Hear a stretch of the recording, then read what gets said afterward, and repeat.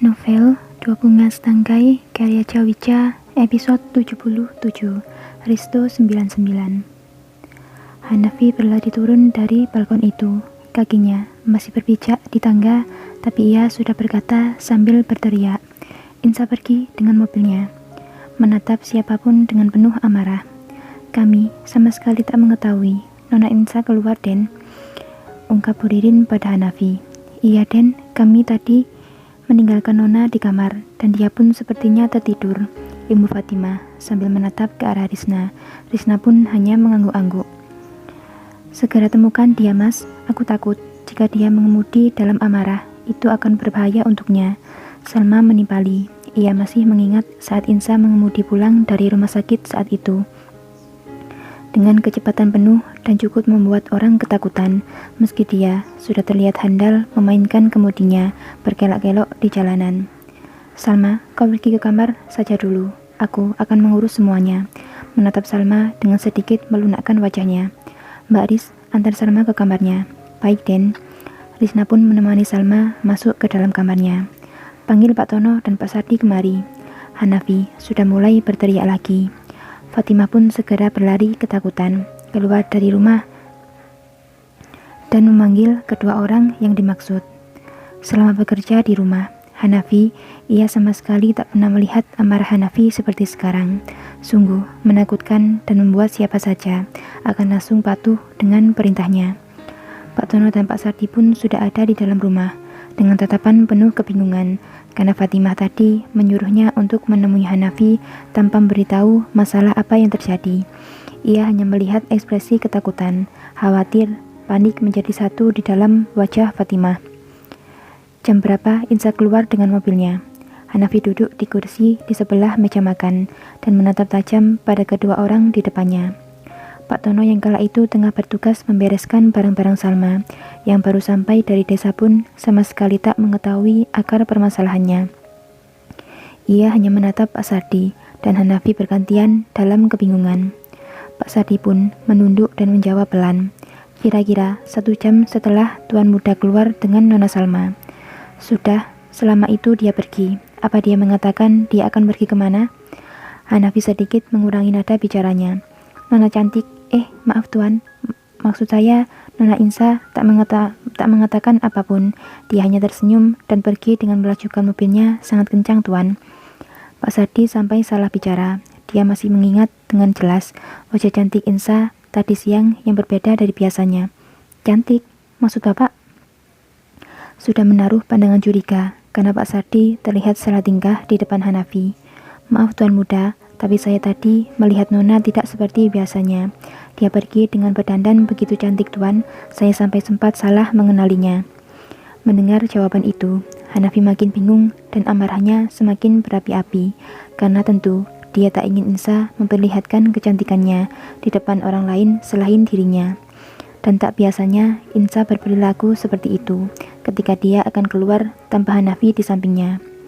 Penyesalan tinggallah penyesalan. Kini Hanafi tengah bingung mengacak-ngacak kasar rambutnya, berpikir bahwa semua ini adalah salahnya. Hanafi pun mencoba menghubungi Kris saat itu juga. Tut, terdengar nada sambung telepon di ponsel Hanafi. Halo Tuan, ada yang bisa saya bantu? Kris menjawab dari seberang. Cari tahu di mana Nona Muda sekarang. Dia pergi dengan membawa mobilnya tadi siang. Hanafi menjawab sebelum Kris selesai dengan kalimatnya. Baik Tuan. Hanafi pun mematikan telepon itu secara sepihak seperti biasanya. Dia sekarang terlihat mengeluarkan air mata sambil terus mengetikkan sesuatu di ponselnya. Sementara Kris yang sedang ada di hotel tempat biasa dia tinggal, di ruangan yang memang khusus untuk dia tempati. Ia tengah menatap layar laptopnya, mencari keberadaan Insa lewat GPS yang sudah terpasang di mobilnya. Waktu Hanafi menyuruh Kris untuk mengurus dan membelikan mobil untuk Insa, Hanafi menyuruh Kris untuk memasang GPS di mobilnya tanpa sepengetahuan Insa.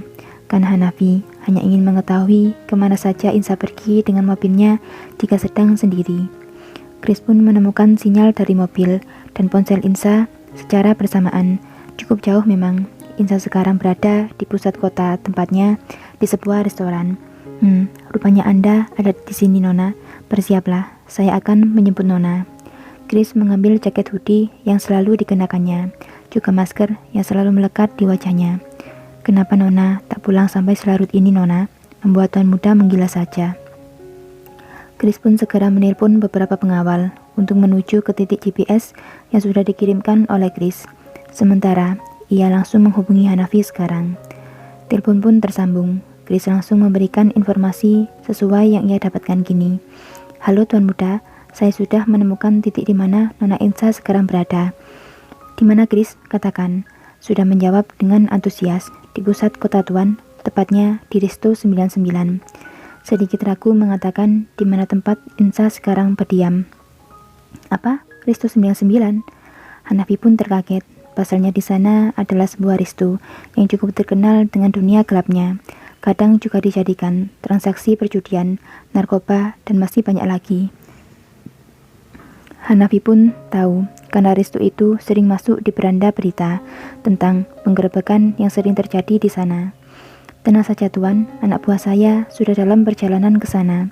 Segera temukan dia, jangan sampai terjadi sesuatu padanya. Aku juga akan segera berangkat ke sana." "Jangan Tuan, ini sudah larut malam, tidak baik untuk kesehatan Anda. Biarkan saya yang berangkat di sana." Tanpa menjawab apapun, Hanafi memutus sambungan teleponnya. Ia langsung menyuruh Pak Tono dan Pak Sardi untuk menyiapkan mobil untuknya. Hanafi pun segera melaju mengemudikan mobilnya sendiri dengan kecepatan penuh, segera menuju tempat yang telah diberitahu oleh Chris. Hanafi masih jauh dari pusat kota. Mobilnya terus melaju dengan kencangnya, menyalip berbagai kendaraan yang ada di depannya. Di saat itu, ponsel pun berbunyi lagi. Dia mengangkatnya dan menaruh HP itu di dashboard mobil, mengencangkan suara di ponselnya. Ia berbicara sambil terus mengemudi di sana. "Ada apa, Chris?" "Maaf Tuan, para pengawal telah sampai di sana. Mereka menemukan mobil Nona Insa, tapi sama sekali tak melihat Nona di sana. Cari terus dia. Pasti dia masih berada di sana. Dia tak mungkin pergi tanpa mobilnya." Hadik serius Hanafi kepada Chris sambil berteriak-teriak dalam mobil yang tengah melaju. "Baik Tuan." Telepon pun terputus lagi. Chris yang tengah menuju ke lokasi.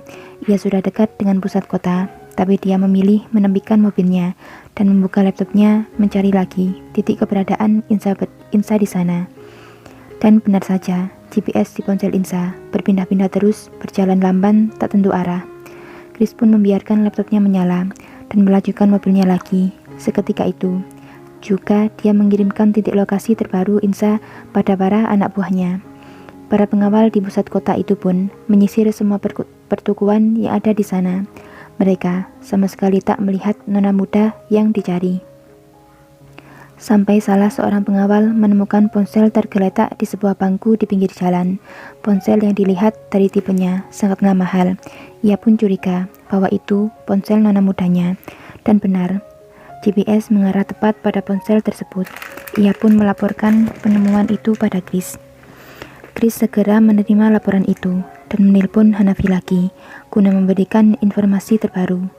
"Tuan, para pengawal menemukan ponsel Nona tergeletak di pinggir jalan, dan mereka sama sekali tak menemukan Nona di sana.